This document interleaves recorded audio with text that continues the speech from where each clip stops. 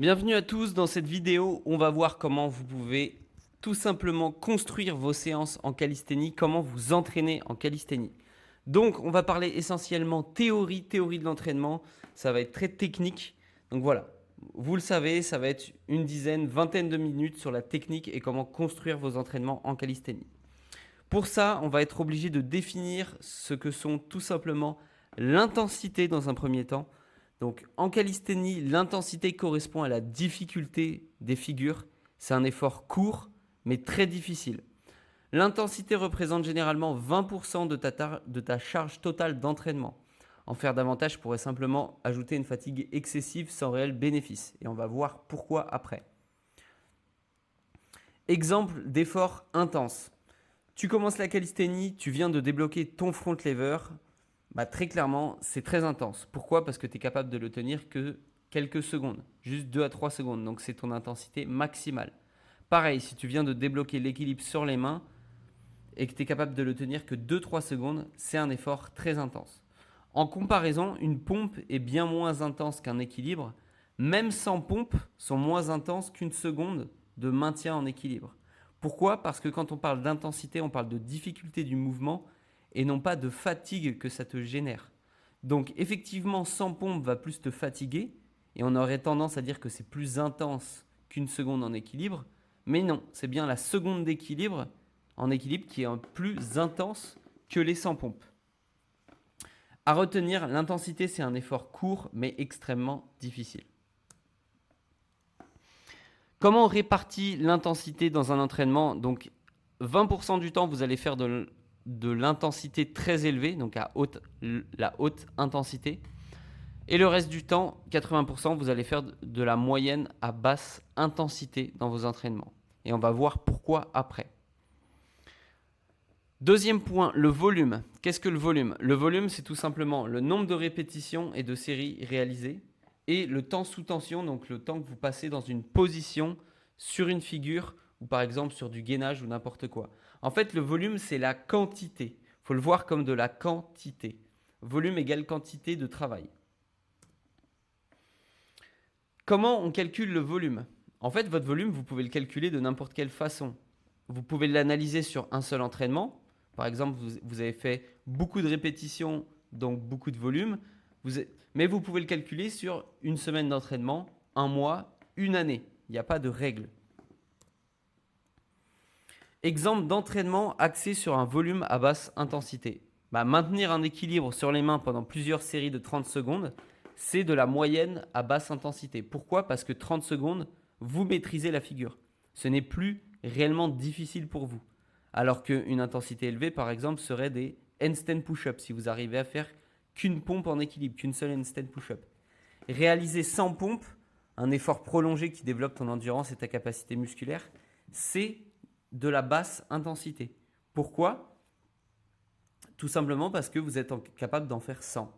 Alors qu'un effort très intense, c'est un nombre de répétitions extrêmement réduit, voire une seule répétition, si c'est votre intensité maximale. Or, sans pompe, vous êtes sur un volume très élevé. Comme j'ai dit, volume, c'est la quantité. Donc, si vous êtes sur un volume très élevé, ça ne peut pas être très intense en même temps. Comment organiser l'intensité et le volume de l'entraînement? Extrêmement simple, il n'y a pas de règle. Vous pouvez le répartir comme vous voulez. Vous pouvez faire plusieurs séances par jour. Une séance où vous allez faire de l'intensité, une autre où vous allez faire du volume à basse intensité. Vous pouvez très bien faire un entraînement dans votre semaine où vous allez faire que de l'intensité et tous les autres entraînements de la semaine, vous allez faire du volume à très basse intensité. Il n'y a pas de règle, vous l'organisez comme vous voulez du moment que vous respectez le 80-20. 80% du temps, vous faites du volume à basse, moyenne intensité et 20% du temps, vous le faites à intensité élevée. Mon conseil, le volume constitue la fondation de votre entraînement, donc augmentez-le progressivement pour éviter les blessures et améliorer vos performances. À retenir, pense au volume comme un socle sur lequel tu construis ta force et ton contrôle musculaire. Oui, pourquoi? Parce que le volume, c'est la répétition. Donc plus vous allez répéter les mouvements, même s'ils sont faciles ou si vous utilisez des variations faciles, plus votre corps s'habitue au mouvement. C'est beaucoup plus facile pour lui de s'adapter sur des pompes, sur un nombre très élevé de pompes, que si vous lui demandez de faire une seule pompe avec 40 kg sur le dos. La récupération, pourquoi est-elle essentielle? La récupération, c'est indispensable pour progresser, bien sûr, mais prévenir les blessures et rester motivé sur le long terme. La fatigue musculaire, la moins importante, celle dont on parle tout le temps en musculation par exemple, et pourquoi c'est jamais un problème en calisthénie. En fait, vous allez tout simplement rarement être limité par votre fatigue musculaire puisque vous n'allez pas cibler le fait de prendre du muscle, vous n'allez pas cibler l'hypertrophie en calisthénie. Et de toute façon, la fatigue musculaire se récupère en moyenne entre 24 et 48 heures. C'est très rapide. Vous allez rarement être limité par cette dernière. Par contre, la fatigue nerveuse, la plus importante, va être bien plus souvent et bien plus à prendre en compte en calisthénie. Quand vous travaillez une figure difficile, votre cerveau crée de nouvelles connexions nerveuses entre vos muscles et votre système nerveux. Plus l'effort est intense, plus la fatigue nerveuse est intense. Et là, vous comprenez pourquoi travailler à intensité maximale, ce n'est pas recommandé. En tout cas, pas souvent. Si vous le faites tout le temps, vous allez vous cramer, vous allez vous sentir super fatigué. Pourquoi? Parce que le nerveux fatigue beaucoup plus que le musculaire. Et lorsque vous êtes tout le temps sur votre charge maximale, sur la figure la plus difficile que vous sachiez faire, vous allez énormément fatiguer votre nerveux. Et vous allez vous sentir vraiment très, très fatigué, crevé sur le long terme. Donc, là, on peut voir la balance. Plus votre effort est intense, plus la fatigue nerveuse est élevée. Exemple d'erreur courante. Après avoir débloqué ton premier front lever, tu veux directement passer un front lever propre et bien exécuté. Sauf que le souci, c'est comme ça que j'ai fait progresser un de mes élèves. Vous voyez à gauche, il venait de débloquer le front lever, il l'avait depuis un petit temps et il essayait absolument de le rendre propre. Du coup, il était capable de le hold que 2 à 3 secondes, même pas. Pendant un mois, c'est très simple. On a fait des répétitions hyper moches que lui jugeait super moches. En un mois plus tard, après avoir fait énormément de volume avec une intensité plus basse, donc comment on a réduit l'intensité? Tout simplement, on a fait une forme moins belle, beaucoup plus facile à tenir, et on a passé plus de temps dans la position. Un mois plus tard, après avoir spammé du volume beaucoup moins intense, il est passé de 2 à 3 secondes de front lever à 7 secondes, et derrière, il pouvait press et négative. Donc la progression est incroyable. Pourquoi? Parce que tout simplement, on n'a pas cherché la difficulté maximale. On a diminué l'intensité. Solution pour progresser. Je pense que vous l'avez compris, mais augmentez d'abord le volume. N'augmentez pas la difficulté de vos exercices. Augmentez le nombre de répétitions. Augmentez le nombre le nombre de secondes passées dans la position qui vous intéresse. Et après, une fois que vous avez validé un certain volume sur cette progression, vous passez à la progression supérieure. Exemple, si tu maîtrises le handstand, perfectionne-le en augmentant le nombre de secondes avant de passer au handstand push-up, aux pompes en équilibre. D'abord, maîtrise ton handstand, sois à l'aise avec, sois capable de bouger, de tenir 20-30 secondes. Voilà, c'est ce que je dis. Attends d'atteindre 20 à 30 secondes. À ce moment-là, la négative handstand push-up te paraîtra plus facile car tu seras beaucoup plus à l'aise sur le mouvement. Stratégie pour bien récupérer. Le plus important, c'est le sommeil. Très clairement, c'est 90% de votre récupération. Le deuxième, c'est l'hydratation. Je ne l'ai pas noté, mais clairement, c'est le deuxième.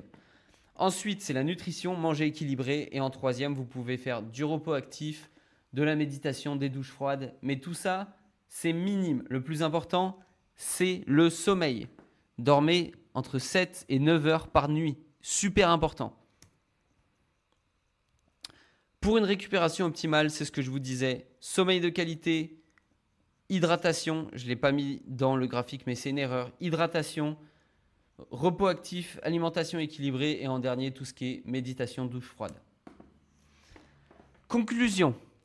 Une programmation équilibrée basée sur une intensité modérée et un volume élevé t'aidera à réduire la fatigue nerveuse, donc tu te sentiras beaucoup moins fatigué et tu progresseras beaucoup plus sur le long terme. Ça stimulera en plus efficacement tes muscles et ton système nerveux. Pourquoi ? Parce que tu vas répéter beaucoup plus les mouvements. Tu vas optimiser donc ta récupération et tu as moins de chances de te blesser parce que tu auras plus de contrôle sur les mouvements vu qu'ils seront moins difficiles. L'avantage d'une intensité faible et d'un volume élevé, pourquoi cela fonctionne ? Même si on y a déjà répondu. Moins de stress sur le système nerveux. Comme dit, chaque répétition sollicite modérément tes connexions nerveuses, te permettant de progresser efficacement tout en réduisant la fatigue.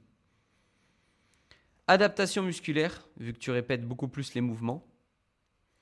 Gestion de la charge, logique, puisqu'une intensité élevée égale une charge élevée sur vos muscles, que ce soit sur des mouvements statiques ou même en salle de sport, si vous faites du sport comme le powerlifting et que vous soulevez des charges élevées, ça revient au même. Ce qui compte, c'est la tension mécanique sur vos articulations, sur vos muscles. La récupération active, bien sûr. Mon conseil personnel, travaillez sur des fourchettes de 5 à 6 répétitions. Et maintenant même, d'après mon expérience, j'augmenterai même le nombre. Je dirais même 10 à 12 répétitions avant d'augmenter l'intensité. Donc, concrètement, avant de vouloir augmenter la difficulté d'un exercice, si par exemple, je vais prendre un exemple simple, avant de commencer les tractions lestées à 2 kg, validez des tractions, 10-12 tractions par exemple. Très efficace. Et c'est pareil pour le hold sur les figures. Avant de passer à une progression supérieure, validez 10 à 12 secondes sur une progression. Cette méthode vous aidera à progresser de manière constante et efficace. Si jamais tu ne sais pas exactement comment construire ta programmation, tu n'as pas envie d'y réfléchir et tu préfères te faire guider, sache que tu peux réserver un appel directement avec moi dans la description. L'appel est totalement gratuit, ça nous permettra d'échanger ensemble, déjà tout simplement pour faire connaissance, voir si je peux t'aider, si je peux te conseiller et voir si ma méthode d'entraînement, la méthode Calipro, fonctionnera sur toi. Donc si jamais ça t'intéresse et que tu veux découvrir comment ça se passe, tu cliques sur la vidéo dans la description, la première vidéo qui t'explique ma méthode d'entraînement et comment tu peux l'appliquer toi-même dans tes séances. Rappelez-vous, prenez votre temps, restez constant et n'oubliez pas de vous écouter. La progression en calisthénie, c'est un marathon, ce n'est pas un sprint. Donc, prenez votre temps. Et surtout, amusez-vous. Gardez du fun dans vos entraînements, c'est le plus important.